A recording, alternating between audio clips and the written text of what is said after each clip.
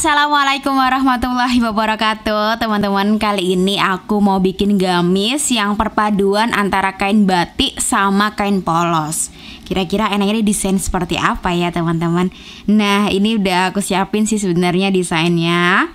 Jadi entar tuh aku pengennya tuh bikin gamis yang seperti ini. Jadi ini sesuai orderan ya teman-teman. Jadi kebetulan aku dapat orderan yang kepinginnya tuh seperti ini bentuknya.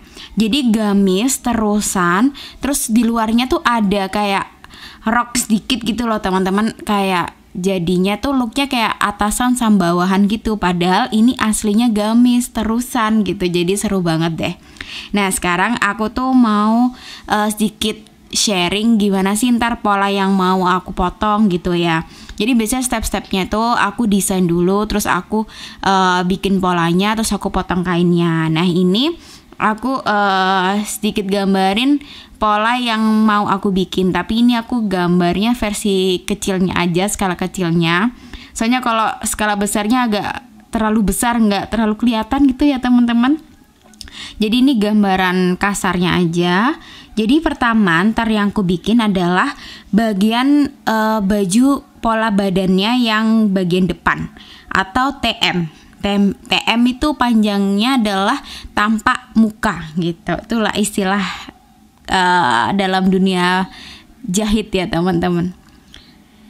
Nah terus untuk bagian belakangnya atau TB tampak belakang tuh seperti ini. Nah ini sama sih, cuman bedanya yang bagian depannya nanti itu tidak lipatan, untuk bagian belakangnya tuh nanti kain motong kainnya di pas bagian lipatan. Bedanya di situ. Kenapa bagian depannya tuh nggak lipatan? Karena bagian depannya ada resletingnya itu, kayak yang aku desain tuh teman-teman, kan ada garis tuh, maksudnya itu adalah resletingnya. Sebentar ya, aku kayak keselak. Jadi izin batuk bentar.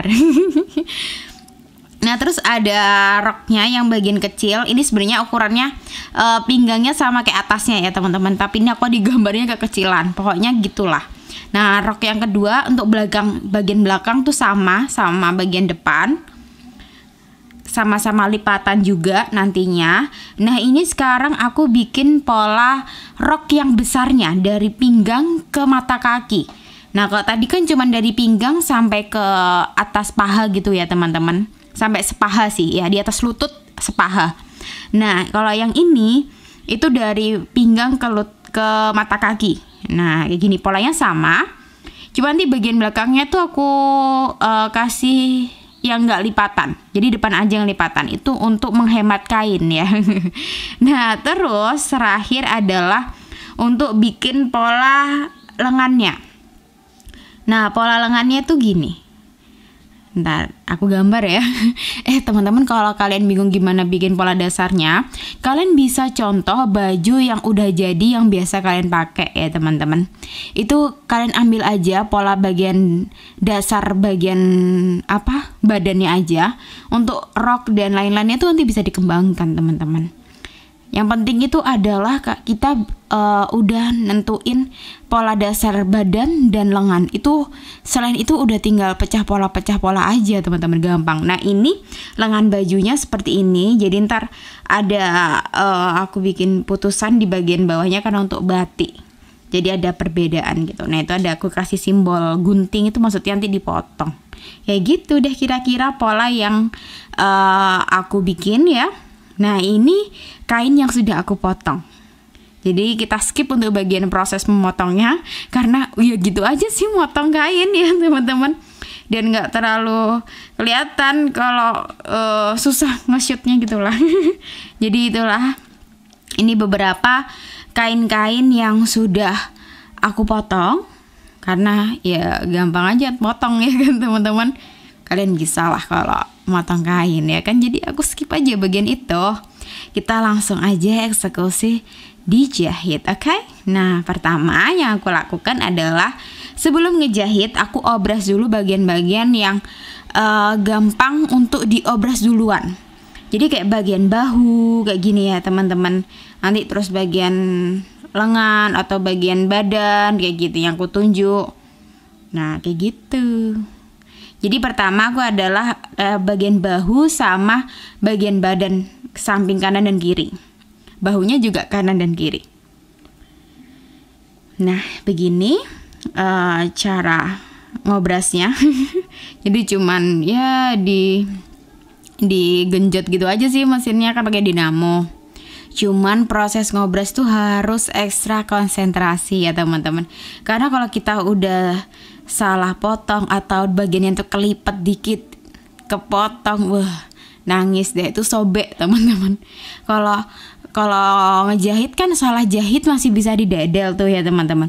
Kalau obras, salah obras nggak bisa. Jadi karena konsepnya kan memotong dia ya. Jadi itu harus ekstra konsentrasi, hati-hati banget. Tidak hanya hati-hati di jalan, hati-hati di obras pun juga perlu ya.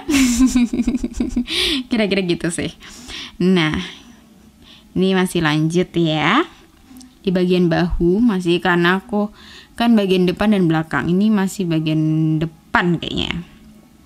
Ini nggak tahu kenapa kayaknya itu kalau habis diobras tuh kayak ngerut gitu loh teman-teman. Nggak ngerti deh, kadang itu tiap kain beda-beda loh. Ada yang efeknya tuh kayak habis diobras tuh kayak ngerut, ada yang enggak kayak gitu. Aku juga nggak ngerti. Paling gampang, paling enak adalah kain katun. Itu jarang dia ngerut. Itu bener-bener kain paling enak adalah kain katun. Apalagi buat pemula itu bener-bener enak banget teman-teman. Nah, ini masih diproses mengobras. Nah, kalau aku tuh perhatikan ya teman-teman. Jadi kalau ngobras itu posisinya bagian yang depannya tuh di atas ya. Gimana tuh? Ya kayak gitulah. Kayak gini nih teman-teman. Jadi bagian depannya tuh di atas. Kayak gini cara ngobrasnya. Jadi nanti tuh biar hasilnya tuh lebih bagus aja gitu.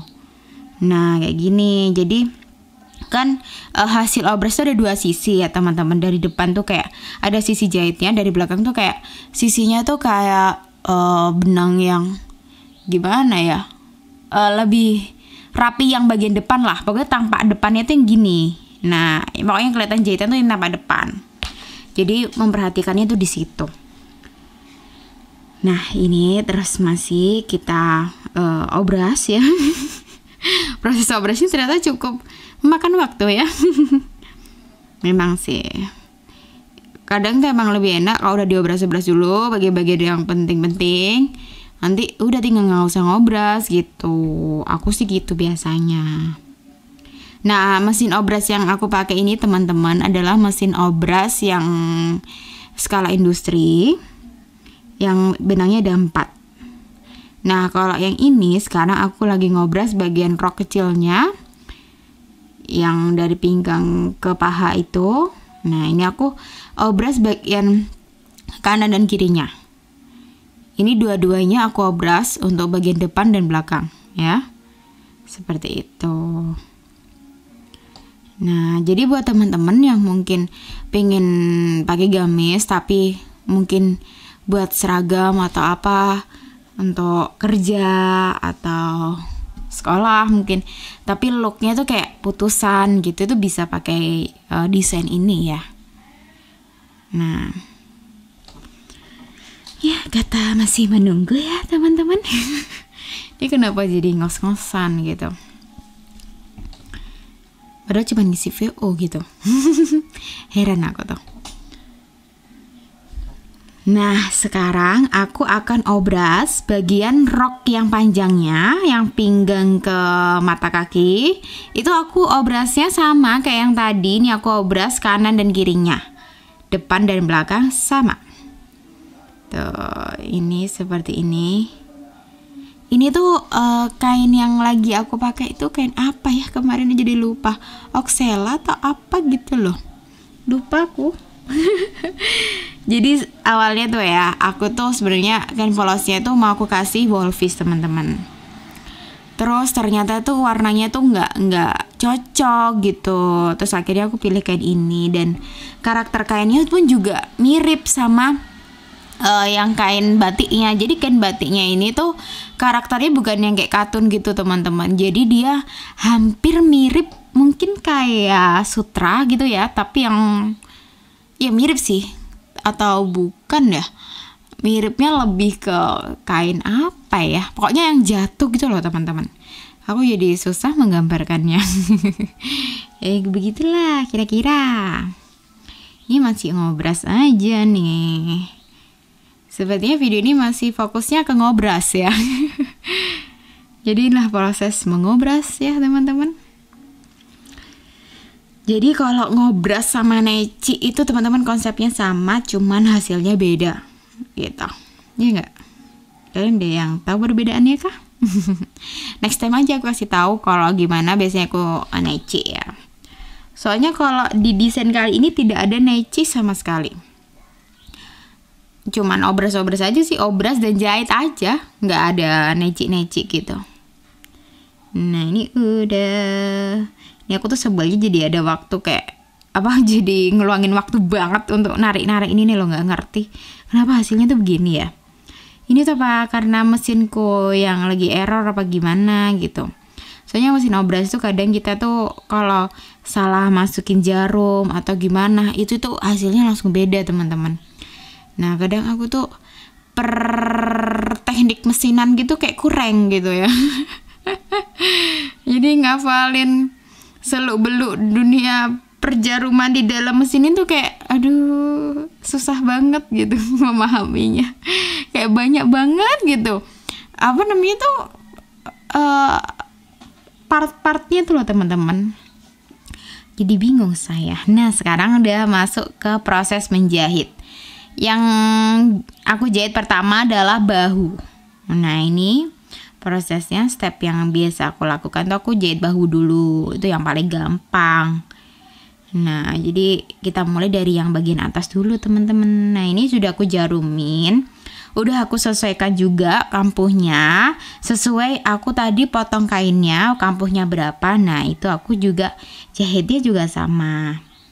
Nah ini tinggal langsung di jahit aja. Langsung gas aja, gaspol, oke?